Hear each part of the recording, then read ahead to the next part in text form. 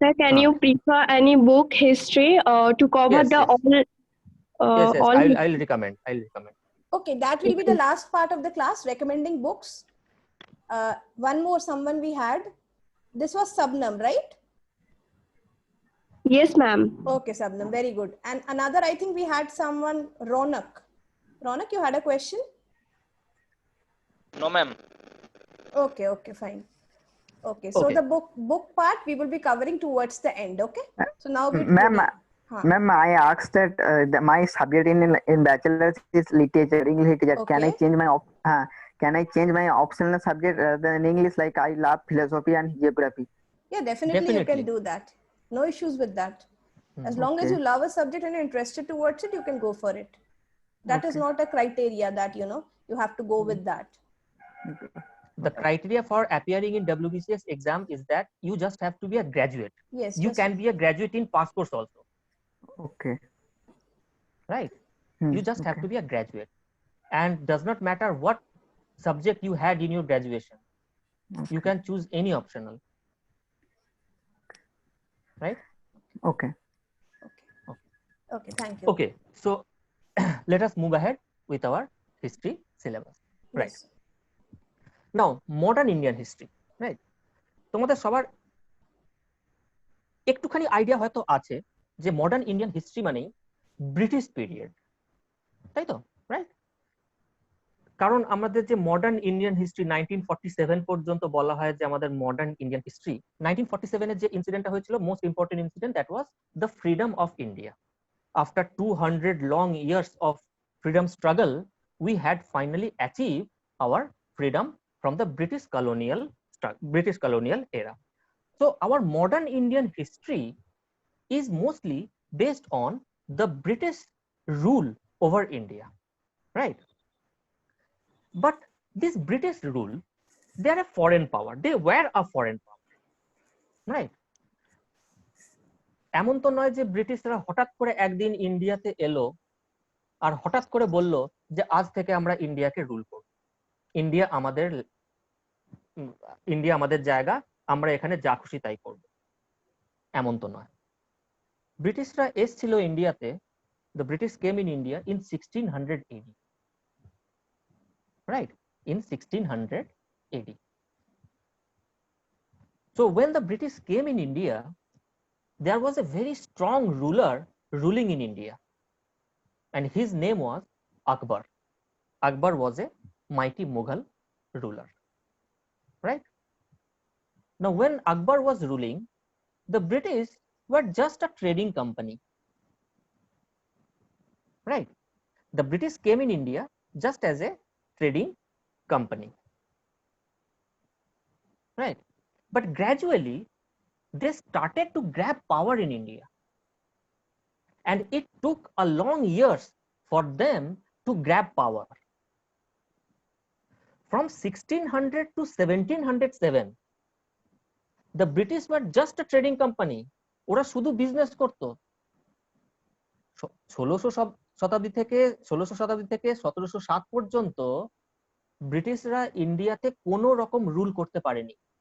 ওরা শুধু এখানে একজন বিজনেসম্যান হিসেবে ছিল, এবং তারা এই যে মুঘল যে রুলার ছিল তাদের কাছ থেকে পারমিশন চাইতো। They use to ask for permission, can we do business in your locality, in your area,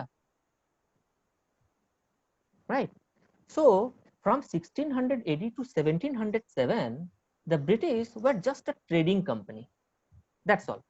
They were not ruler. But from 1707, there was a clear shift in the Indian history, Indian political history, and it is from this moment our modern history, modern Indian history starts. There is a mistake, you know, in the yellow column. The modern Indian history has been written 1707 to 1857. It's not that, not 1857, it will be 1947. Please everyone note down, there has been a slight mistake. 1707 to 1947 is entire modern Indian history, and that modern Indian history has been divided into two phases. The phase 1 is from 1707 to 1857, and the phase 2 is from 1857 to 1947. ঠিক আছে, এবার দেখো তার ঠিক নিচে লেখা আছে, phase 1 এর ঠিক নিচে লেখা আছে এই যে 1707 থেকে 1857 পর্যন্ত, এই যে অলমোস্ট 150 বছরের যে এই পিরিয়ড, এই পিরিয়ডটাতে এক্স্যাক্টলি কি হয়েছিল। The thing that happened in this 150 years was the growth of British domination over Indian native states. That means in India there was many states already many native states were there, but the British were gradually getting power over them. In 1857 the British domination was complete. British has captured power in entire India. But in 1857, a very serious event took place. A revolt took place in India, which came to be known as the Sepoy Mutinies or the Revolt of 1857. So it is from this event the phase 2 starts. And in this phase, from 1857 to 1947, we will see a very clear shift in Indian politics entirely, a huge difference in the political condition of India in the first 150 years and the last 100 years. Right? And that is why the modern Indian history has been divided into these two phases. It is this phase 2, that is 1857 to 1947, which has been mentioned in your syllabus at the Indian National Movement. তো তোমাদের সিলেবাসে যেটা লেখা আছে না যে modern Indian history, তো তোমাদের according to your syllabus modern Indian history বলতে ওরা শুধু ফেজ 1 কে বোঝাতে চাইছে, 1707 টু 1857, এবং 1857 টু 1947 এর যে পার্ট আছে সেটাকে তোমাদের সিলেবাসে বলা হচ্ছে ইন্ডিয়ান ন্যাশনাল মুভমেন্ট। ঠিক আছে, ওকে। দেখো এবার আমরা যদি মডার্ন হিস্ট্রির দিকে যাই in the entire world, see what was happening in India was not entirely separate from what was happening all around the world. Any country can never remain separate from the surrounding incidents. So the events which took place in Europe had influence which took place in India. ইউরোপে কিছু একটা হয়েছিল যার জন্য ইউরোপিয়ানরা, এই যে British, French, Portuguese, এই যে ইউরোপিয়ানরা যারা ইন্ডিয়াতে এসেছিল, তারা কেন এসেছিল, তারা বিজনেস করতে ইন্ডিয়াতে তারা কেন এসেছিল? কারণ ইউরোপে কিছু একটা হয়েছিল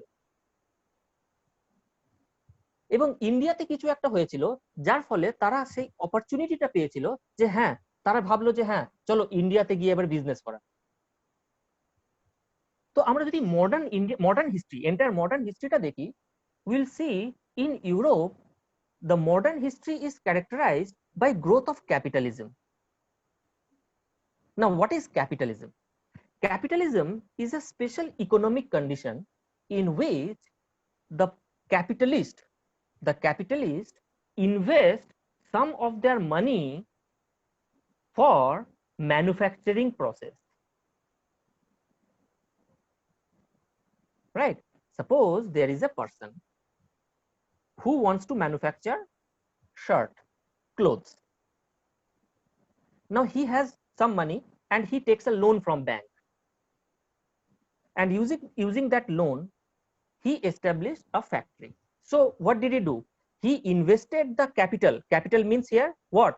The money he took loan from bank, or the money he had with himself, and he took that capital and he invested into a particular manufacturing process. Now in that factory he will employ some people, 10, 20, 50, 100, some people he will employ some people, right? So now here the person who is investing is a capitalist or industrialist, and those people who are working in his factory is the workers or the laborers. Now, whatever is produced in that factory, whatever has been manufactured, suppose in a month, there has been manufacturing of 100 shirts. Suppose this 100 shirts is the product or the property of the capitalist.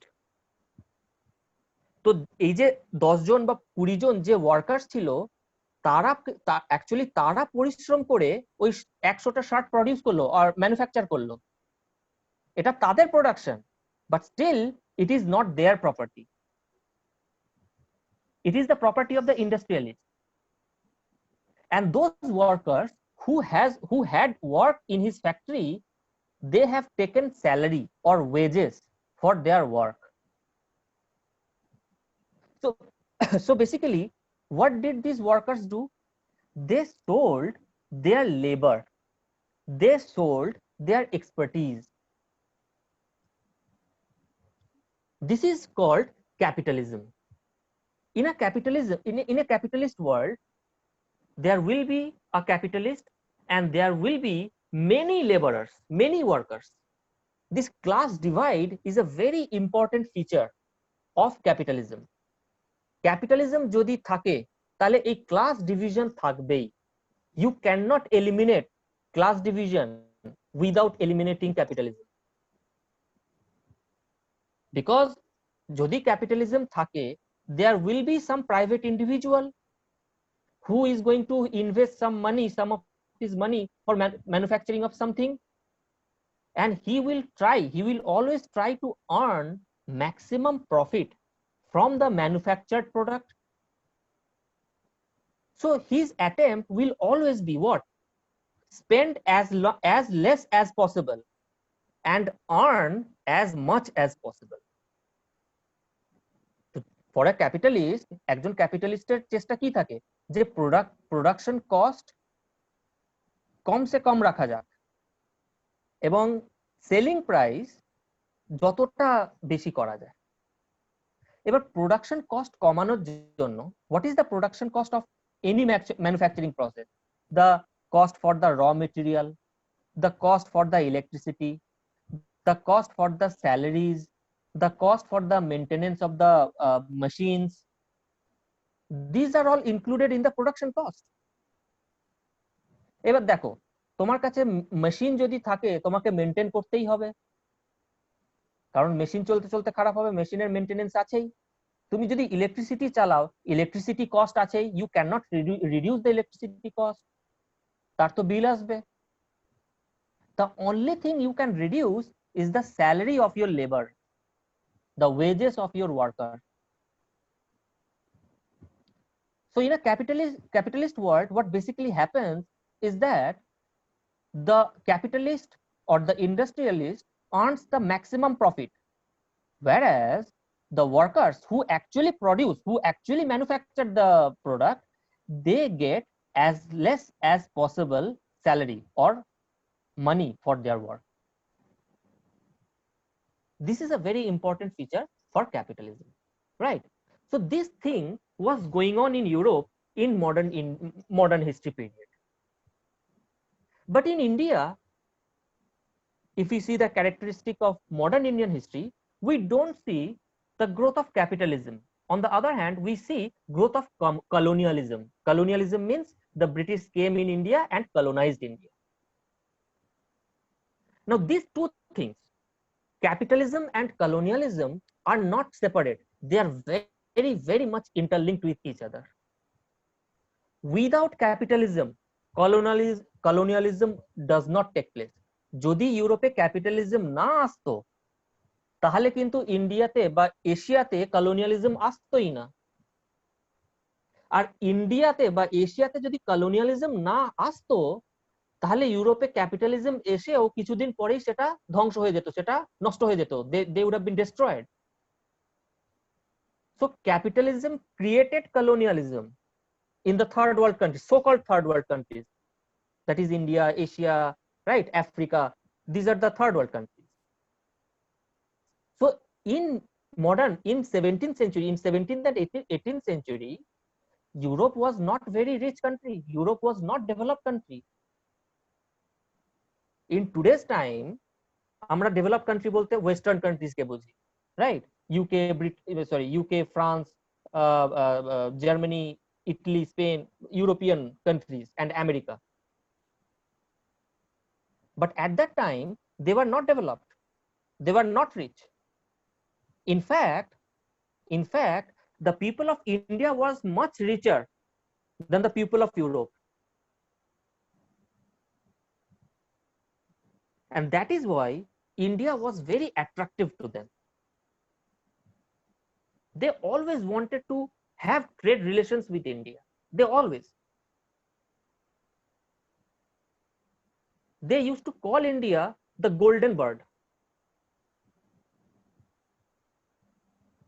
And if someone from Europe wants to become rich, he has to go for trade in India. That was the concept at that time. So because this growth of capitalism started to take place in Europe, they had to sell, they started to produce or manufacture a lots of goods, and they needed to sell their goods. And where they will sell their goods? In a rich market, where the people will buy them. People can buy the goods only when they have money with them. That is called, you will study this concept of purchasing power in economics, but there is a little bit concept here also. If you do not have a purchasing power, if you do not have money in your pocket, you cannot buy goods. The poor people cannot buy luxury goods. The luxury goods can be bought only by the rich people, or at least well-off people, not rich people, well-off people financially. So they had so many products, they had huge production going on in their country, in their factories, and there was so much product. But the people of Europe is not rich. Who will buy their product? They don't have money in their pocket. But the people of India is rich. They have money. They will buy. So they needed India. And with that concept, they came to India for trade. I'm not talking only about the British, from Europe, it was not only the British who came to India for trade. In fact, the first power who came to India for trade was Portuguese. After the Portuguese came here the Dutch, that is the people from Netherlands. After that the British came, and after that the French came. So one by one, the European powers started to come to India and started their trade in India. Right? Does anyone have any doubt till now?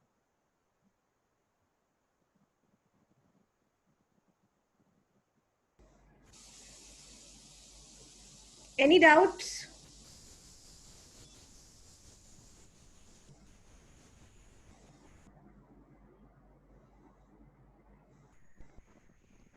Okay, so let's move ahead.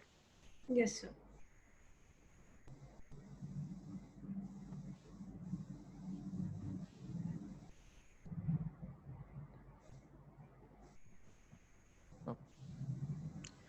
Now see, the colonialism, the concept of colonialism, this colonialism started with the concept, with the trade relation between India and Europe. এবার আমি তোমাদের বললাম না এখনই যে they started to come to India and started to carry out their trade.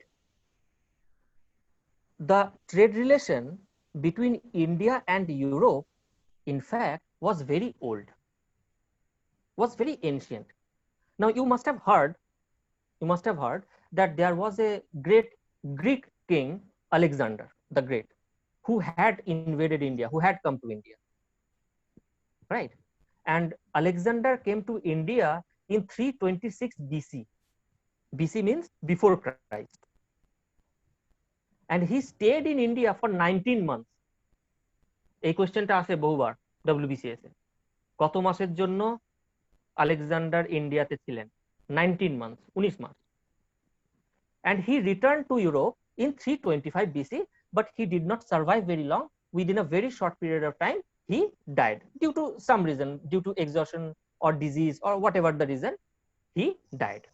But the outcome of this invasion was that a link between India and Europe took place. And when the people from the people who came with Alexander, they went back to Europe and they started to tell their stories that what is there in India. The people in Europe got fascinated and they started their trade from that time. Even during after আলেকজান্ডারের পরে যখন Alexander ইন্ডিয়াতে এসেছিলেন তখন ইন্ডিয়াতে Nanda dynasty rule করছিল। Now after the Nanda dynasties in Magad, the Maurya dynasty came in power, and Maurya dynasty কিছু famous king Chandragupta Maurya, Bindusar, Ashok, these were some famous kings in Maurya dynasty. So when Chandragupta Maurya and Ashok, they were ruling, they had trade relation with the Roman Empire, the Caesars, because the trade relation had already started and they have become very fascinated. The things that was available to India was very much attracting for them. Right. Now, at that time, the trade between India and Europe used to take place through land route. If you look at the map of India, you will see the gateway to India from Europe was always the northwestern part of India. ইন্ডিয়াতে যত invasion হয়েছে ইন্ডিয়াতে, যত foreign powers ইন্ডিয়াতে এসছে, those all invasion or the coming of foreign powers that has taken place through northwestern part of India, because this northwestern part of India is connected through land with Central Asia and then Europe. Europe থেকে central Asia এবং India চলে আসতে পারতো এই land রুটের through দিয়ে।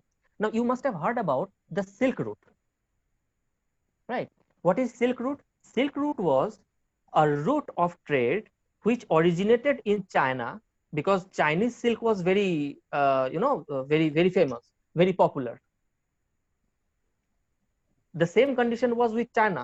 The European people were very much fascinated with Chinese people, the things that was available in China.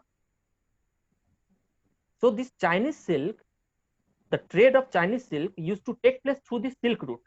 And the Silk route chilo, it originated from China and then it entered in India, and from India it went to Afghanistan and then to Europe.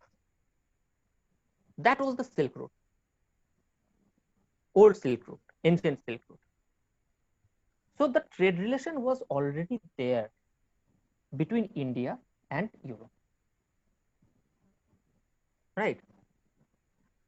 Now at that time যে trade ছিল India এবং ইউরোপের মধ্যে, যে trade ছিল সেই ট্রেডটা কিরকম টাইপের ছিল, মানে ইউরোপিয়ানরা ইন্ডিয়ানদের কোন কোন জিনিস নিয়ে যেত এবং ইন্ডিয়ানরা ইউরোপিয়ানদের থেকে কি কি নিত, ঠিক আছে? এবার দেখো, you can see this figure, Europe and India, right? Europe ইন্ডিয়ার থেকে কি কি নিত? Spices, textile, ivory, right? আর ইন্ডিয়া ইউরোপিয়ানদের কাছ থেকে কি নিত? That is bullion. Bullion means precious metal, gold and silver. Now let me tell you the story about this particular incident, this particular thing. Get this concept very clear, because this concept is going to be very useful in your in future in further history syllabus, right? দেখো কিরকম ভাবে হচ্ছে। ইউরোপিয়ানদের কাছে Indian যে spices, that was very important. Indian, সেটা important কেন ছিল? Why the Indian spices were very important for the European? Because the land of Europe is cold weathered. There is a cold climate in Europe. mostly, right? And in Europe, there is not very much production of rice, wheat, the cereals. There is not much production of these cereals in Europe.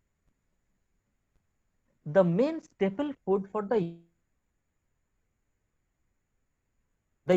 maximum number of European people had this occupation or livelihood of animal husbandry.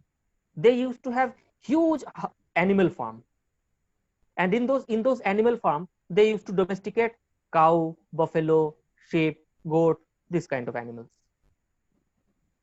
And the meat, that is beef, pork, right? This meat, these were the staple food or main food for the European people. That is the case even today. Not much have changed, but still. Now, for the meat, you have to store the meat, right? You have prepared the meat. Now you have to store the meat so that you can consume day after day. Now, if you store the meat, you have to store it in a cold place. That cold place was already available to Europeans because it was cold weather, cold climatic nations or countries. But there was a problem. If you store the meat for 2 or 3 days, the meat will get tasteless. You will not be able to eat it. It becomes very tasteless. To make it edible, so that you can eat it, you have to mix spices. Without spices, your food is very boring. But in their climatic condition, spices production was not there. The spices production, the kind of climatic condition spices needs, is available in the tropical countries. Java, Sumatra, the Southeast Asia, and India. Because in India, there is a tropical climate. So there was huge spice production. So they very much needed the spices. Similarly, the Indian textile was also very popular or very much in demand in Europe.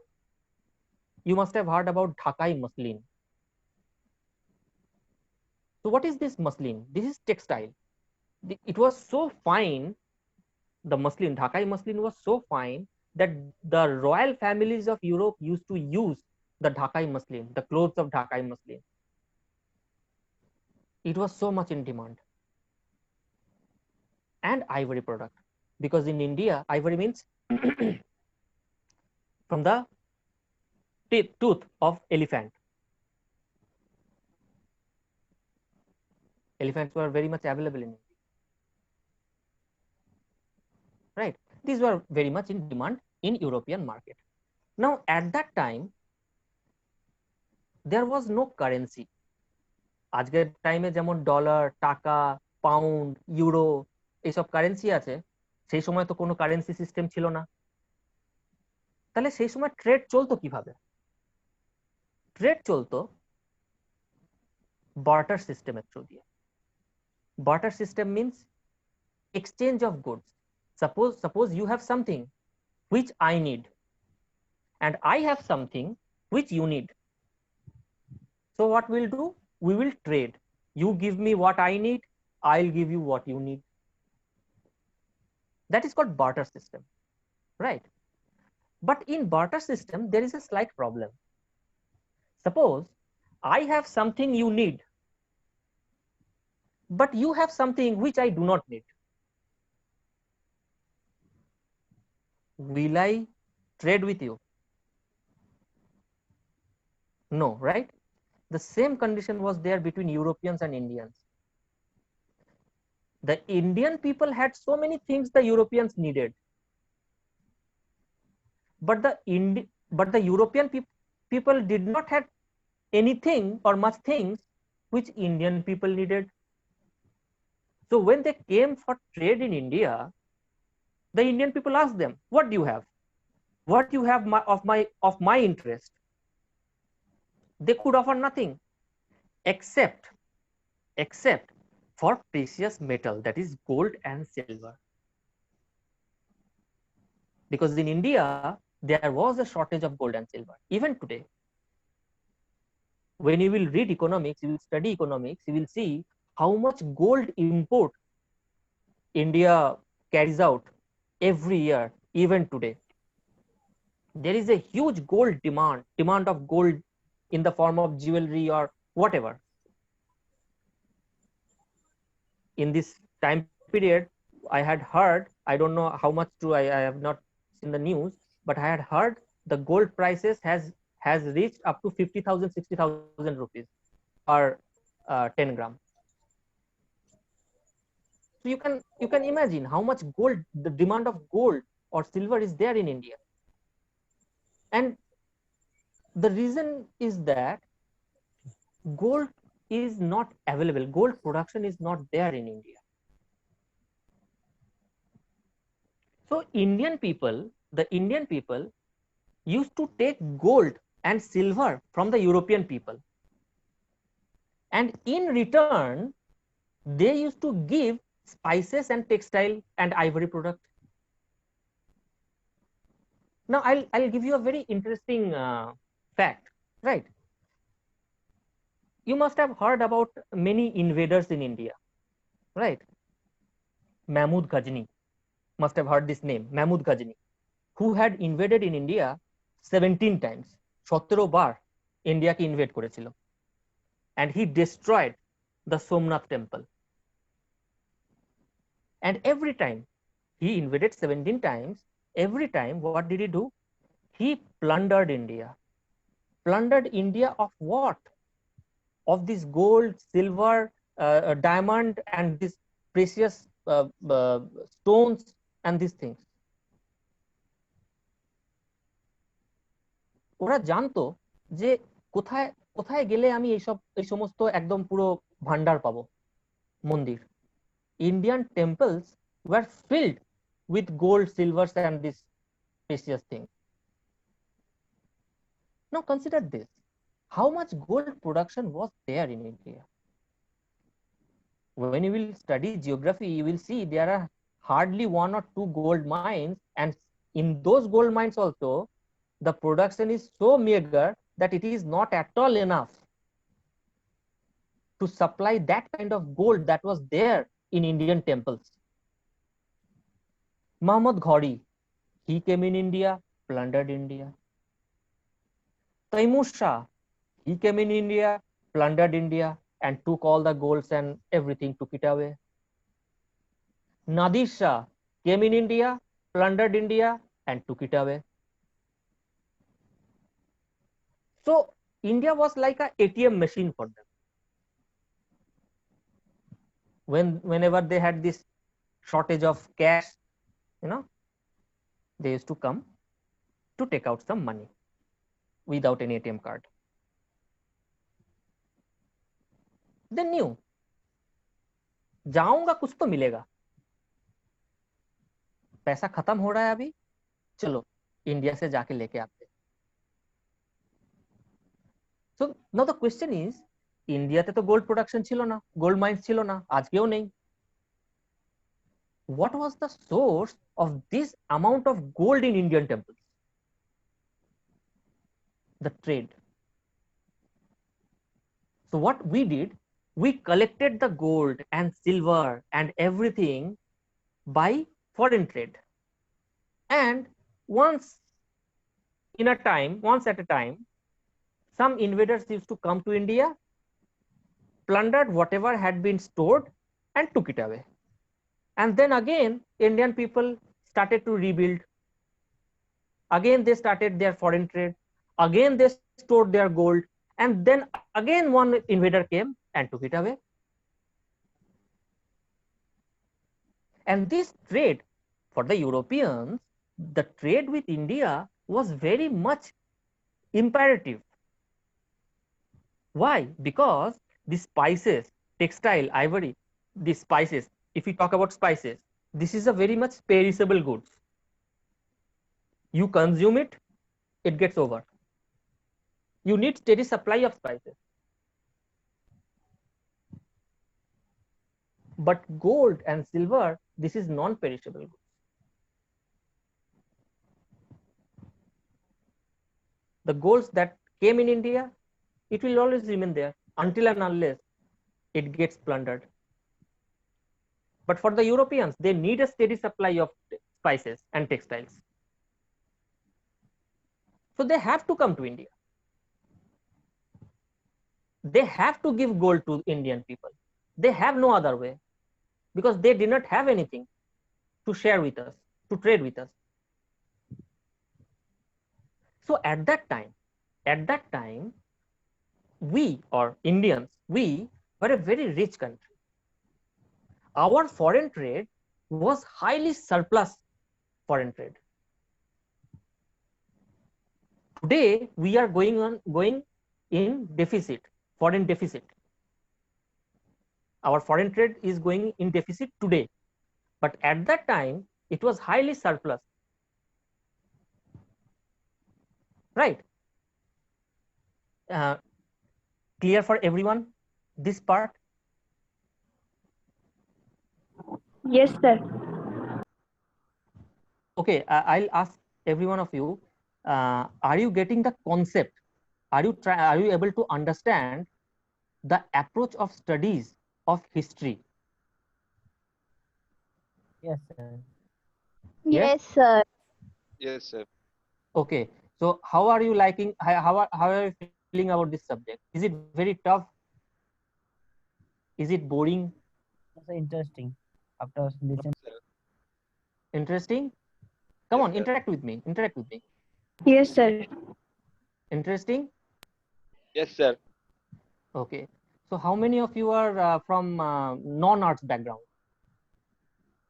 I mean, there are some non-arts background students, right? I am from Yes, sir. science background. Okay. So those who are from non-arts background, are you afraid of history? Have you been ever afraid of history?